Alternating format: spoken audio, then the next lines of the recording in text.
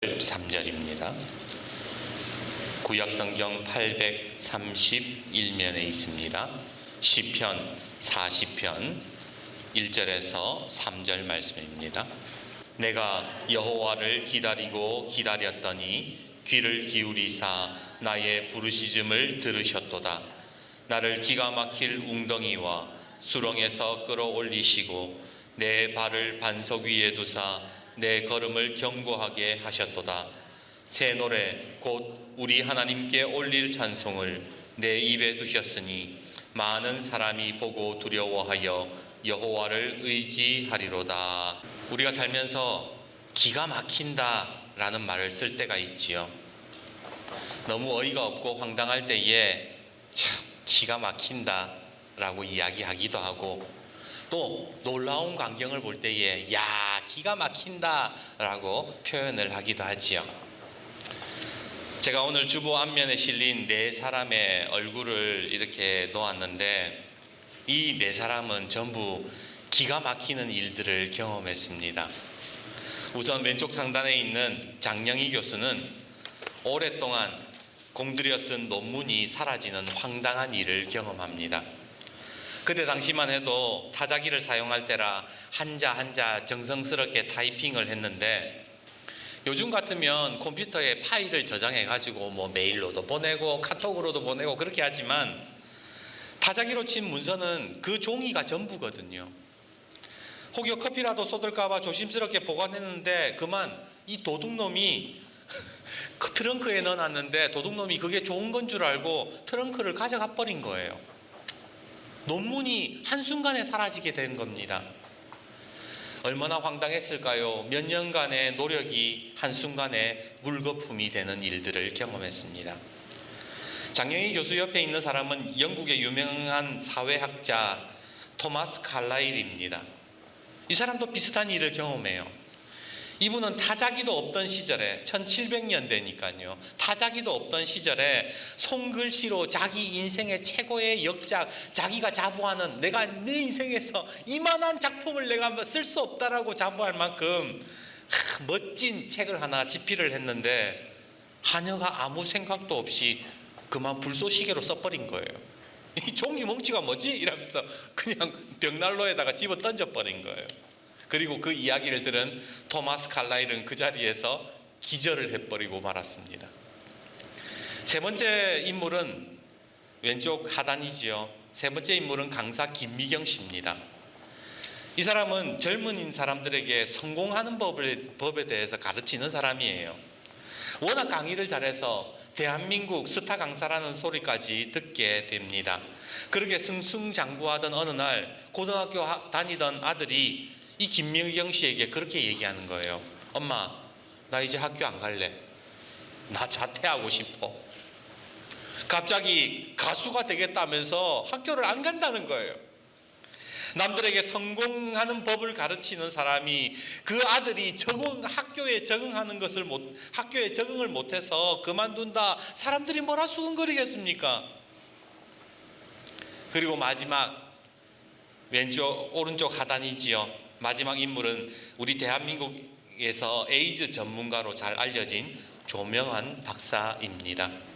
그는 교수의 꿈을 안고 미국 유학길에 올랐습니다. 그런데 미국 유학을 갔는데 미국의 어떤 학교도 이 사람을 받아주지를 않는 거예요.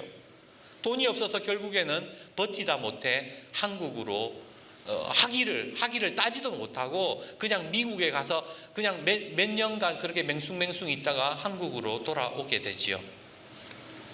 공부하러 갔는데 어떤 학교도 그를 받아두지 않는 이 황당한 일을 겪었던 겁니다. 우리가 살면서 우리도 기가 막힌 일들을 경험하잖아요.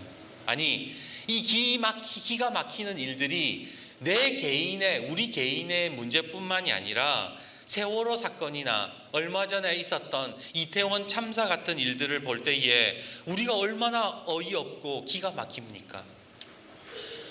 내가 생각하지도 못한 일이에요. 예상 밖의 사건들입니다. 이렇게 황당하고 기가 막힌 일들을 경험할 때에 우리는 어떻게 해야 될까?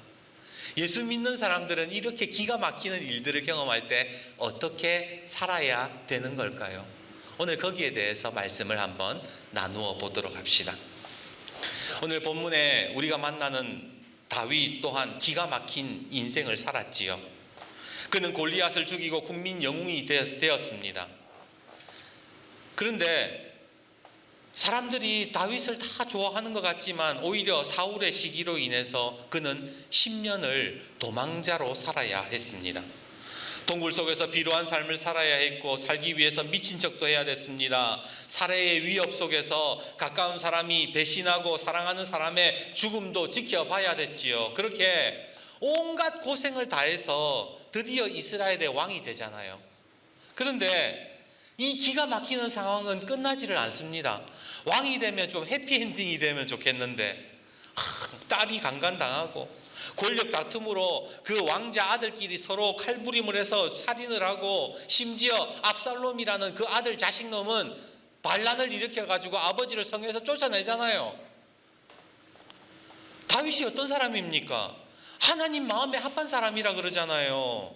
그러면은 하나님이 보시기에 참 귀한 사람이고 믿음이 좋은 사람이면 인생이 좀 평탄하고 뭔가 좀 나아야 될 텐데 오히려 다윗의 인생을 보면 기가 막히는 일들이 너무 많더라는 거예요. 그리고 다윗은요 이렇게 기가 막히는 일들을 수없이 경험하고 나서 오늘 시편 40편에 뭐라고 이야기하냐 2절을 한번 보십시오. 2절 나를 기가 막힐 웅덩이와 수렁에서 끌어올리시고 내 발을 반석 위에 두사 내 걸음을 견고하게 하셨도다. 자기 인생, 자기가 걸어가는 인생길에 뭐가 있었다는 거예요? 기가 막힐 웅덩이와 수렁이 전지 빽깔이었다는 거예요. 하나님을 믿으면서 걸어가는 길은 마치 우리가 원하는 거 생각한 건 뭐예요? 예수 믿으면 길이 평탄하고 삶이 안정적이고 거기에는 따스한 햇빛이 비추고 적당한 비가 내리고 삶이 아주 평탄해야 될 것 같은데 다윗이 지금 얘기하는 자기 인생길에는 기가 막힐 웅덩이와 수렁이 있었다 그렇게 이야기하잖아요. 그런데 놀라운 사실은 뭔가 기가 막히는 상황들을 경험했음에도 다윗이 뭐라 그러느냐 하나님이 끌어올려 주셨다. 나의 발을 견고하게 하셨다. 그렇게 지금 고백을 하고 있더라는 겁니다. 그러면요 여러분 생각해 보십시오. 다윗이 도대체 어떤 은혜를 경험했기에 그렇게 기가 막히는 웅덩이 그리고 수렁에서 하나님이 자기를 건지셨다라고 고백을 하는 걸까요? 오늘 우리가 어떻게 해야 다윗처럼 이런 고백이 나올 수 있을까요? 우리는 살면서 기막힌 일들을 경험할 때에 하나님 너무한다. 하나님 이렇게 하실 수 있나? 그렇게 원망하잖아요. 그런데 다윗은 오히려 하나님이 기가 막힐 웅덩이에서 나를 끌어올려 주시고 내 발을 견고하게 하셨다. 그렇게 고백하더라는 거예요. 오늘 우리도 그런 고백을 할 수 있을까요? 주보의 인물들 중에 아까 김미경 씨에 대한 이야기를 제가 좀 해드릴게요. 이 김미경 씨가 아들에게 물어봅니다. 아들, 왜 자퇴하려 그래? 나 가수 되려고. 보통 부모님 같으면 자식이 가수 된다 그러면 뭐라 그럴 것 같아요? 뭐? 가수? 가수 같은 소리 하고 있네. 딴 나라에서 밥은 먹고 산다냐? 가수는 아무나 해. 쓸데없는 소리 하지 말고 학교나 졸업해라. 보통 부모님들의 마음은 다 비슷할 거예요. 하물며 성공하는 법을 가르치는 사람의 자식인데 자식이 자퇴한다 그러니까 마음이 얼마나 쓰리겠어요. 입대기 좋아하는 사람들은 그럴 거예요. 역시 중은 제 머리 못 깎는다더니 지 자식은 제대로 키우지도 못했네. 그런 소리 할 거잖아요. 그런데 김미경 씨는 아들이 고등학교 자퇴하던 날에 집에다가 플래카드를 걸었어요. 이런 현수막을 집에다 걸었어요. 축 자퇴 이렇게. 그러면서 아들에게 그랬대요. 야, 내가 보니까 유명한 가수들은 전부 다 학교 자퇴했더만, 유명하다시피 성공한 가수들은 다 자퇴했더만, 너도 큰 뮤지션이 될 거야. 아들에게 그랬다는 거예요. 대체 김미경 씨가 왜 자퇴하는 아들에게 그런 소리를 했는가? 그것은 자기 어머니에게 받은 그 교훈이 있었기 때문입니다. 김미경 씨 어머니가요, 믿음이 참 좋은 분이에요. 이 미경 씨가 젊은 시절에 병원에서 출산하는데 아이가 나오지를 않아요. 18시간 진통을 하는데 막 하늘이 노래지고, 저는 뭐 경험을 안 해봐서 잘 모르겠지만 뭐 우리 엄마들은 잘 알 거예요. 하늘이 노래지고 뭐 의사는 뭐 지는 알지도 못하는데 계속 힘만 주라 그래. 힘 주세요, 힘 주세요 이러는데 그 소리가 가물가물하게 들릴 때쯤 분만실 밖에서 이 김미경 씨 어머니가 소리를 냅다 지르더래요. 미경아, 주여 주여 3번만 외쳐라. 그러면 아가 나올 거야. 그래가지고 막 주여 주여 이래가지고 결국 아이를 낳았대요. 그렇게 그런 어머니가 이 미경 씨한테 계속해서 태몽을 이야기해 주더랍니다. 미경아, 네 태몽이 뭔 줄 아나? 백마탄 기사가 말을 타고 수천 명이 그 뒤를 따라가는데 이 애미가 그걸 보고 신발이 벗겨지도록 뛰어가가지고 내가 그 말꼬리를 붙잡았어. 그게 네 태몽이야. 그래서 네가 나온 거야. 맨날 그 얘기를 했다라는 거예요. 나중에 알게 된 사실이지만 그것은 전부 다 뻥이었습니다. 엄마가 거짓말한 거예요. 태몽은커녕 엄마는 꿈도 꾸지 않았습니다. 그런데 왜 그렇게 거짓 태몽을 만들면서까지 딸에게 이야기해 주었던가? 그것은 바로 하나님께서 내 자녀, 우리 아이와 함께 하신다는 믿음을 갖고 있었기 때문에 그래요. 너는 보통 아가 아니야. 하나님이 함께 하시는 아이야. 하나님이 너를 특별하게 여기시는 아이야. 그런 마음으로, 그런 믿음이 있었기에 엄마가 거짓 태몽을 만들어서라도 그 아이의 자존감을 높여 주었던 겁니다. 사실 어릴 때 보면 특별한 재능도 없고 코도 질질 흘리고 촌스럽고 아가 어리하잖아요. 부모의 눈으로 보면 마음에 드는 게 하나도 없어요. 그런데 하나님이 이 아이를 사용하신다, 하나님이 이 아이를 특별하게 여기신다라는 믿음을 가지고 그 아이를 격려했다라는 겁니다. 미경 씨도 마찬가지였어요. 지금 자퇴하는 아들, 세상 사람들이 말하는 실패의 구렁텅이로 지금 이 아들이 들어간다고 이야기를 하는데, 하지만 그럼에도 불구하고 하나님이 그 아이를 끌어내시고 그 실패의 자리에서 끌어내시고 그의 발을 견고케 하실 것이라는 믿음을 가지고 있었던 거예요. 그래서 축자퇴, 야 괜찮아, 나는 하나님이 너와 함께 하실 것을 믿는다. 그 믿음을 아들에게 보여주었던 거예요. 김미경 씨의 인터뷰를 읽는데 사도행전 27장 25절 말씀이 생각이 났습니다. 그러므로 여러분들이여 안심하라. 나는 내게 말씀하신 그대로 되리라 한 하나님을 믿노라. 바울이요, 지금 죄수로 압송되어서 로마로 갈 때에 바다에서 태풍, 광풍을 만나서 다 죽게 생겼습니다. 더 이상 희망도 없고 절망도 없던 배에서 바울이 사람들에게 뭐라고 얘기했던 것이 바로 이거예요. 여러분 안심하십시오. 나는 하나님이 나에게 말씀하신 그대로 이루어질 것이라고 나는 믿습니다. 말도 안 되는 상황 속에서, 기가 막히는 상황 속에서 바울은 하나님의 인도하심과 계획을 믿는다라고 고백을 했던 겁니다. 성경을 여러분 쭉 한번 읽어보세요. 거기에 나오는 믿음의 사람들, 믿음의 조상들은요, 다 같이 그 기가 막히는 상황 속에서 하나님을 신뢰하고 하나님을 믿었던 사람들이에요. 아브라함이 하나님을 따라 나섰을 때에 그가 걸어가는 길은 평탄하지 못했습니다. 목숨의 위협을 받았고 아내를 빼앗겼고 가는 곳마다 배척을 받는 나그네 인생을 살아야 됐습니다.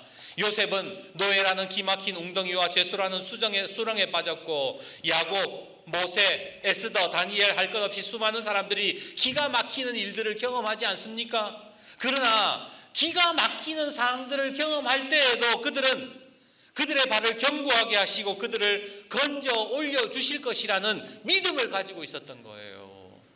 그게 기가 막히는 상황 속에서 우리가 살아가야 될 믿음의 모습이라는 겁니다. 오늘 우리도 마찬가지예요. 여러분들이 지금까지 인생을 살아오면서 얼마나 많은 기가 막힌 일들을 경험했습니까? 황당하기도 하고, 어떻게 해서 나에게 이런 일이 일어났는가 속상하기도 하고 섭섭하기도 하고, 때로는 하나님이 원망되기도 하지만, 그럼에도 불구하고 하나님이 내 삶에 지금 나에게 말씀하시는 그 말씀이 이루어질 것을 믿으라는 거예요. 그 믿음을 가지고 있는 사람이 오늘 진짜 그리스도인이요 예수님을 기다리는 사람입니다. 주보 오른쪽 하단에 보면 꼴찌 박사라고 나와 있는 이 조명환 박사님의 책을 읽었습니다. 그 책에서 박사님은 자기는 머리가 그렇게 뛰어난 사람이 아니라고 이야기합니다.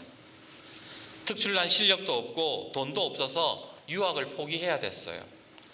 사실 미국에 워낙 유학생들이 많다 보니까 특별한 사람, 막 특출난 사람 아니면 잘 안 뽑거든요.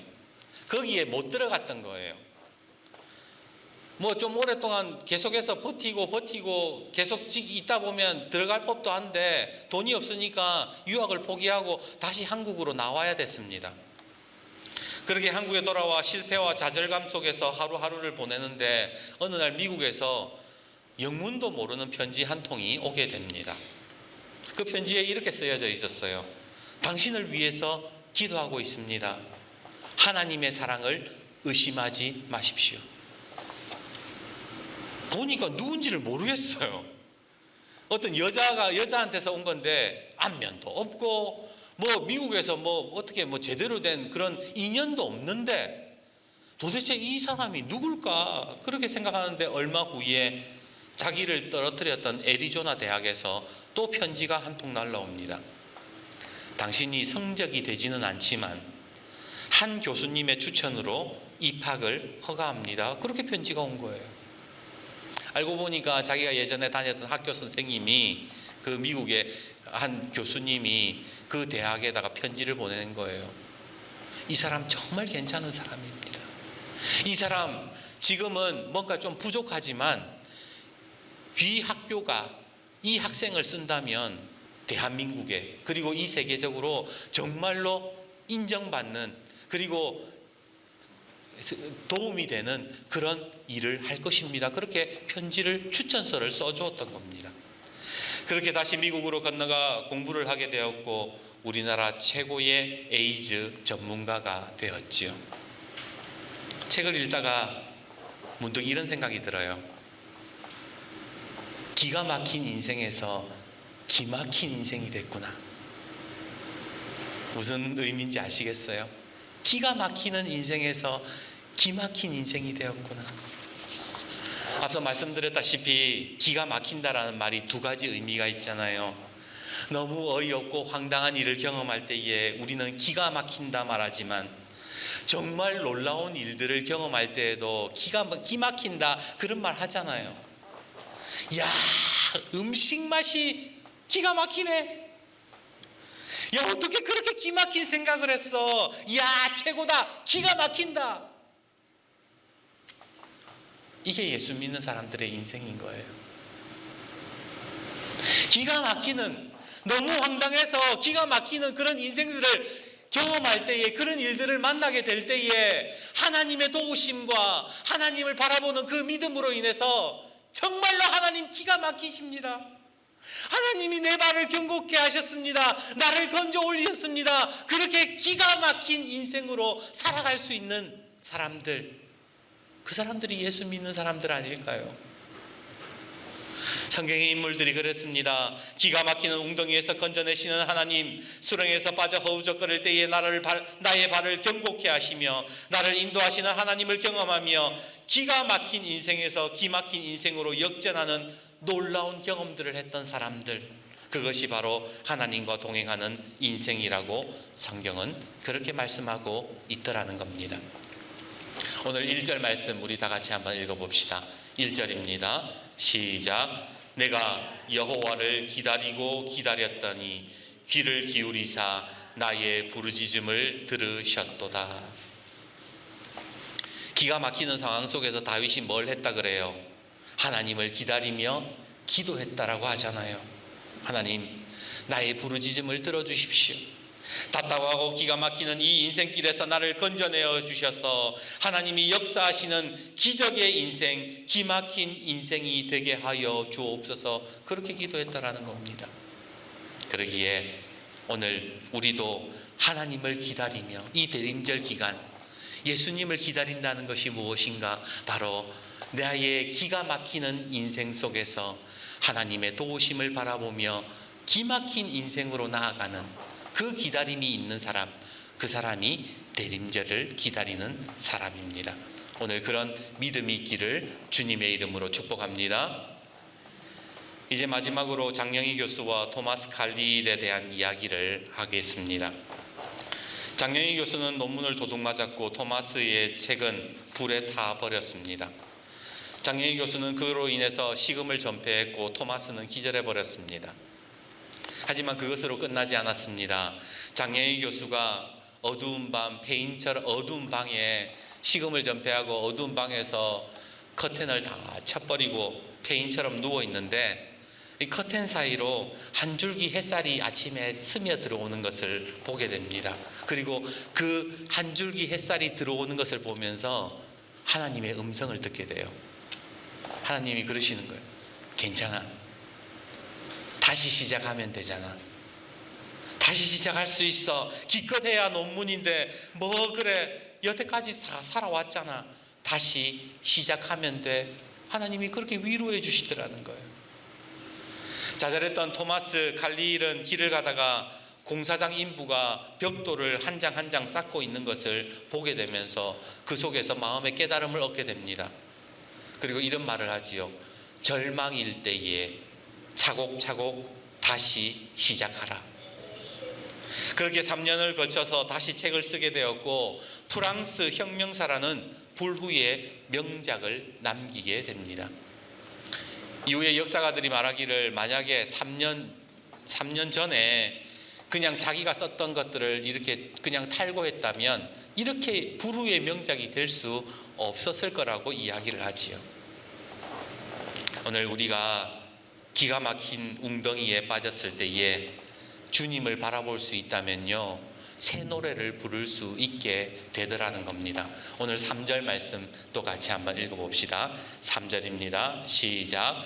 새 노래 곧 우리 하나님께 올릴 찬송을 내 입에 두셨으니 많은 사람이 보고 두려워하여 여호와를 의지하리로다.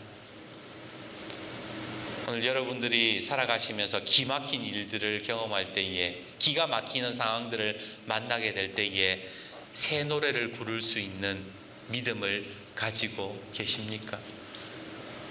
나 인생은 끝났어. 난 이제 아무것도 아니야 라고 말하는 것이 아니라 하나님을 바라볼 때에 하나님의 위로와 격려를 힘입고 그곳에서 새 노래가 흘러나오게 되는 겁니다. 그리고 그 새 노래를 부를 때에 내 입에 하나님 새 노래로 하나님께 올릴 찬송을 내 입에 두셨다라고 하잖아요. 하나님이 나를 찬송하게 만드셨다라는 겁니다. 그러기에 오늘도 주님을 바라보며 새 힘을 얻고 새 노래로 주님을 찬양할 때에 저와 여러분의 기가 막히는 삶이 기막힌 인생으로 바뀌게 될 줄 믿습니다. 오늘 기막힌 삶으로 승리하시는 우리 강덕교회 성도님들이 되시기를 다시 한 번 더 주님의 이름으로 축복합니다.